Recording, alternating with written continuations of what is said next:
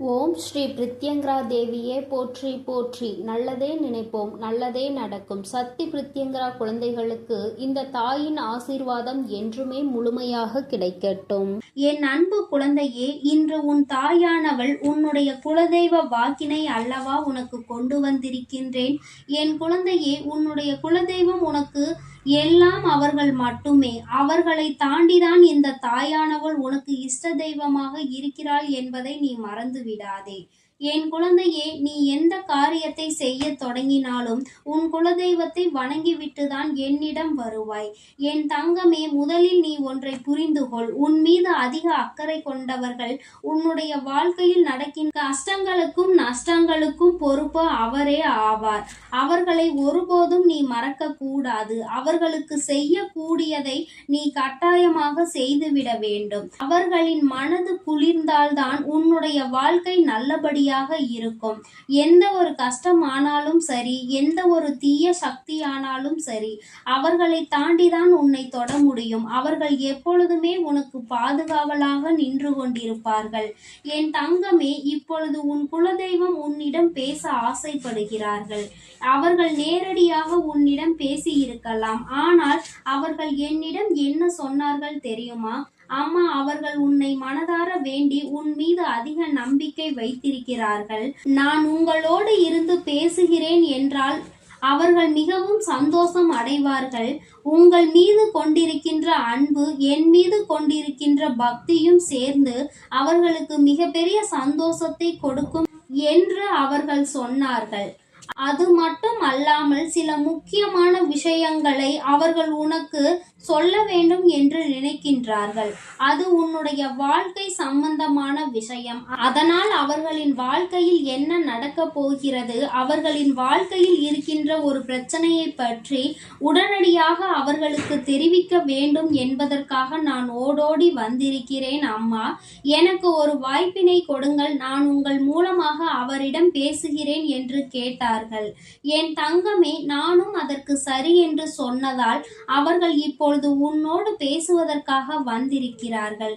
நீ சிறிது நேரம் அவர்கள் என்ன சொல்கிறார்கள் என்று கவனமாக கேள். என் தங்கமே, நான் உன் குலதெய்வம் உன்னை காண வந்திருக்கின்றேன். நீ என் மீது கொண்டிருக்கின்ற அக்கறையும் அன்பும் என்னை மெய்சிலிர்க்க வைத்தது. என் குழந்தையே, நீ ஒருபோதும் எனக்கு தெரியாமல் எதையும் செய்ததில்லை. சில குழந்தைகள் நான் யார் என்று அறியாமல் இருக்கின்றார்கள். நீ என்னை அறிந்தாலும் அறியாவிட்டாலும் எங்கிருந்தாலும் உனக்கு என்னுடைய ஆசீர்வாதங்கள் எப்பொழுதும் கிடைத்து கொண்டேதான் இருக்கும். என் குழந்தையே, உனக்கு உன்னுடைய தெய்வங்களை தெரியவில்லை என்றால் உன்னுடைய இஷ்ட தெய்வத்தையே உன்னுடைய குலதெய்வமாக நினைத்து வழிபடலாம். அவர்கள் எங்கிருந்தாலும் உன்னுடைய அத்தனை வேண்டுதல்களையும் உன்னுடைய இஷ்ட தெய்வத்தின் மூலமாக சென்று சேர்த்து விடுவார்கள். என் குழந்தையே, உன்னுடைய வாழ்க்கை சம்பந்தமாக ஒரு விஷயத்தை உன்னோடு பேசுவதற்காக இன்று நான் வந்திருக்கின்றேன்.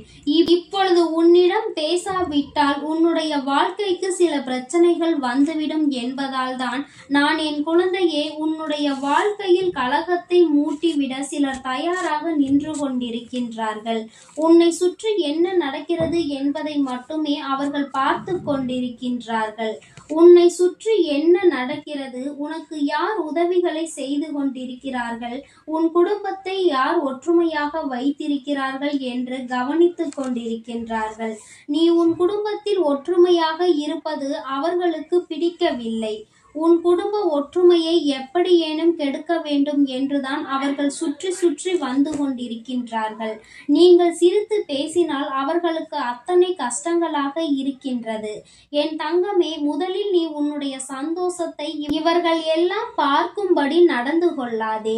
ஏனென்றால் நல்லது நினைப்பவர்கள் முன்னால் நீ சந்தோஷப்பட்டால் அவர்கள் நீ சந்தோஷப்படுவதை நினைத்து அவர்கள் மனதிலும் சந்தோஷம் கொள்வார்கள்.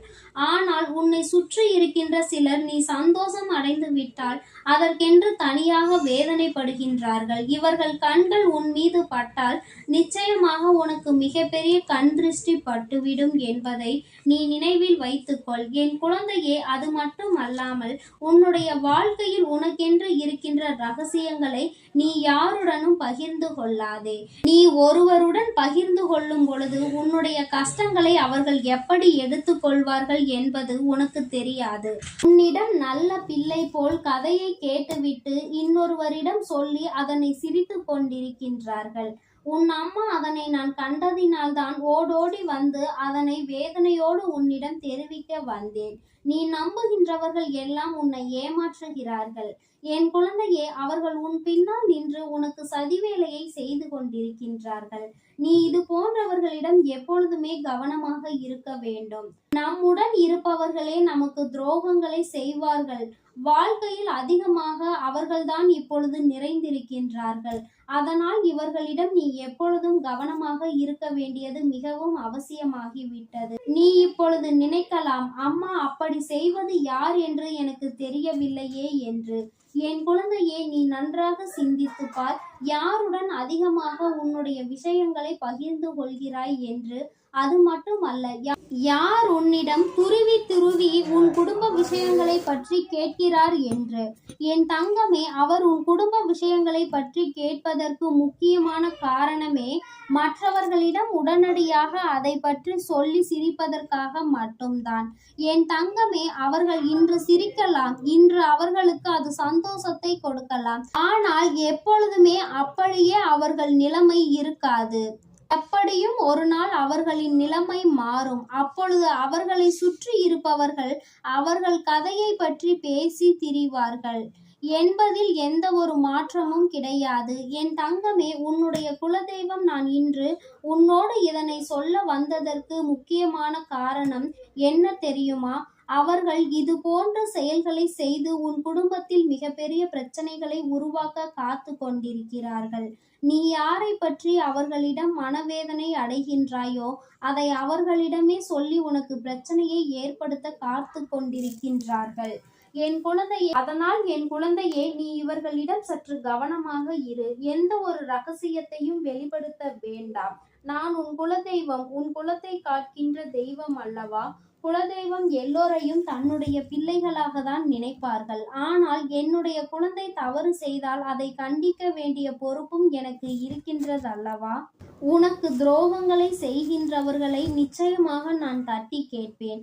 ஆனால் இனிமேலும் தெரிந்துவிட்ட பிறகும் அவர்களிடம் பழக்கத்தை வைத்து கொள்ளாதே. யார் இப்பொழுது அதிக நட்போடு உன்னோடு இருக்கின்றாரோ அவரே நாளை உனக்கு மிகப்பெரிய எதிரியாக மாறுவதற்கும் வாய்ப்பிருக்கின்றது.